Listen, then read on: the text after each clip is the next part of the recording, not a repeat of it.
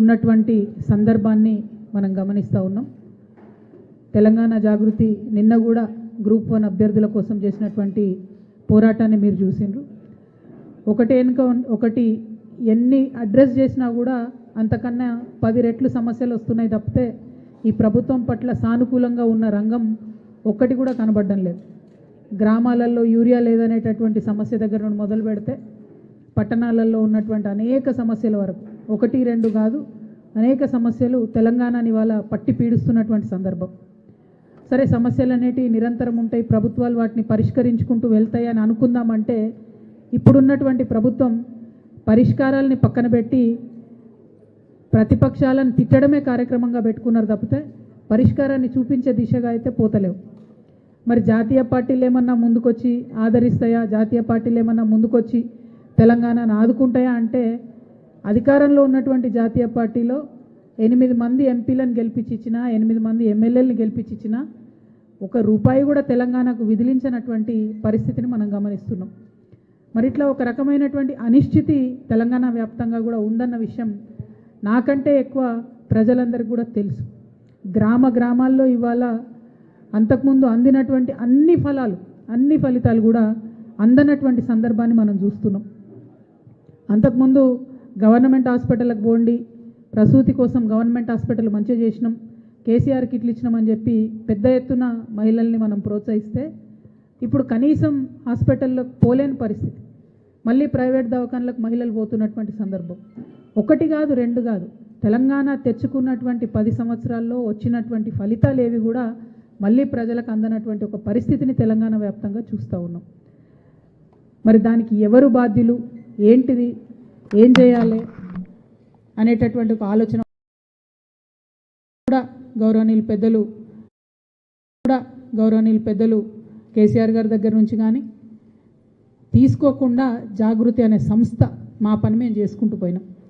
నేను ఎప్పుడైతే బీఆర్ఎస్ పార్టీలో చేరినానో అప్పుడు పెద్దసారి ఫోటోను కూడా మన కార్యక్రమాల్లో పెట్టుకోవడం, ప్రభుత్వంలో చిత్తశుద్ధితో పనిచేయడం, ప్రభుత్వం చేస్తున్నటువంటి పనులు ప్రజల దగ్గర పోయేలా చేయడం, ప్రభుత్వ ఫలితాలు ఏమన్నా ప్రజలకు అందకపోతే అనుసంధానంగా నిలబడి ఆ పనులు అయ్యేటట్టు చేయడం, ఆ ఫలితాలు కింద వర్గాల వరకు చేరేటట్టు చేయడం, అట్లా మా పాత్ర మేము పోషించడం. సరే, ఇప్పుడున్నటువంటి సందర్భంలో బీఆర్ఎస్ పార్టీ నుండి మరి నన్ను సస్పెండ్ చేయడం, తదనంతర పరిణామాలన్నీ కూడా మీరు చూస్తున్నారు. ఈ సస్పెన్షన్కి దారితీసినటువంటి అంశాలు ఏంది అని ఆలోచన చేస్తే ఒక తెలంగాణ ఆడబిడ్డగా మొదటి నుంచి కూడా నేను కొంత ఆలోచన ఉన్నటువంటి వ్యక్తి, కొంత సమాజం పట్ల కన్సర్న్ ఉన్నటువంటి వ్యక్తిని. కన్సర్న్ ఉండబట్టే తెలంగాణ ఉద్యమంలోకి వచ్చినాం. కన్సర్న్ ఉండబట్టే ఆనాడు రాష్ట్రం వస్తుందో రాదో తెలియకపోయినా పేగులు తెగేలాగా తెలంగాణ కోసం కొట్లాడినాం. అనేక కార్యక్రమాలు తీసుకున్నాం, 1 కాదు 2 కాదు. ఆ కన్సర్న్ ఉంది కాబట్టే ఒక మాట చెప్పిన నేను, భౌగోళిక తెలంగాణ మనం సాధించుకున్నాం, సామాజిక తెలంగాణ సాధించుకోలేదు అని.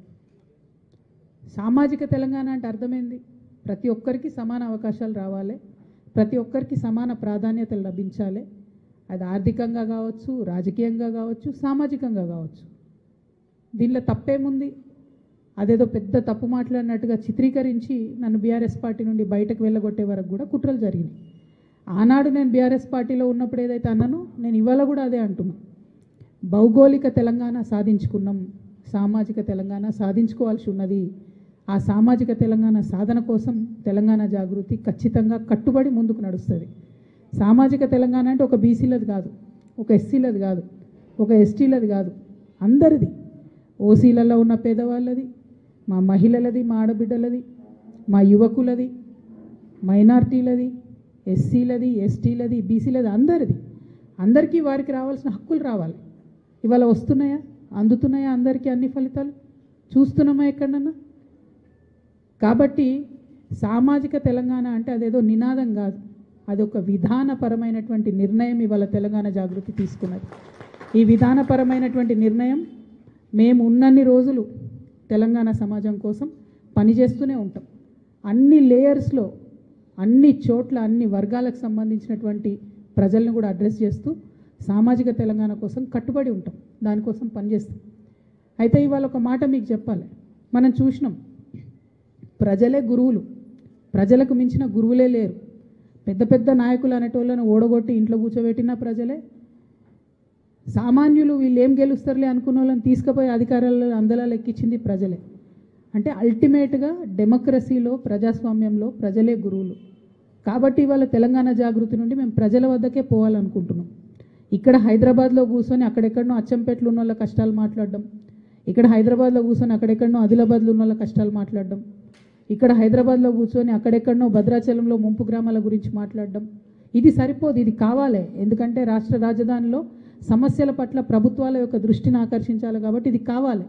కానీ దీనికి మించి క్షేత్రస్థాయిలో వెళ్ళి ఆ ప్రజల్ని కలిసి వాళ్ళతో మమేకమై వారికి ఏం కావాలి అని తెలుసుకొని దాని మీద పోరాటం చేయాల్సిన అవసరం కూడా ఉన్నది. ఎట్ ద సేమ్ టైం మీ అందరికీ తెలుసు, మన తెలంగాణ సమాజం ఆలోచన పరుల సమాజం. ప్రతి గ్రామంలో, ప్రతి పల్లెలో, ప్రతి పట్టణంలో, ప్రతి మండల కేంద్రంలో, ప్రతి జిల్లాలో ఆలోచన పరులు ఉంటారు మన వాళ్ళు. ఎక్కువ శాతం మనసుతోనే ఆలోచిస్తారు, సానుభూతితో ఆలోచిస్తారు, అందరు బాగుండాలని ఆలోచిస్తారు. మన తెలంగాణ వాళ్ళు మంచి మంచి మేధావులు ఉన్నారు, వరల్డ్ క్లాస్ రెనోవేషన్ పొందినటువంటి మేధావులు కూడా ఉన్నారు. ఈ ప్రయత్నంలో తెలంగాణ జాగృతి ప్రతి జిల్లాలో 2 రోజులు ఉండి ఆ జిల్లాల్లో ఉండే, ఆ మండలాల్లో ఉండే మేధావులని, నాయకులని, కార్యకర్తలని, ప్రజలని, మహిళల్ని, యూత్ని అందరినీ కూడా కలుస్తాం, అందరితో కూడా మాట్లాడతాం, అందరితో కూడా సమాలోచనలు చేస్తాం, ఆలోచనలు పంచుకుంటాం. దాని నుండి ఒక సొల్యూషన్ ఖచ్చితంగా వస్తుంది. సామాజిక తెలంగాణ కావాలి అని అంటే, అందరం సమృద్ధిగా ఉండేటటువంటి తెలంగాణ కావాలంటే, అందరికీ సమాన గౌరవం ఉండేటటువంటి తెలంగాణ కావాలంటే, అందరికీ సమాన అవకాశాలు వచ్చేటటువంటి తెలంగాణ కావాలంటే ఏం చేయాలి, ఎట్లా ముందుకు పోవాలి, ఎట్లా సాధ్యమవుతుంది, ఈ అంశాలు కేవలం హైదరాబాద్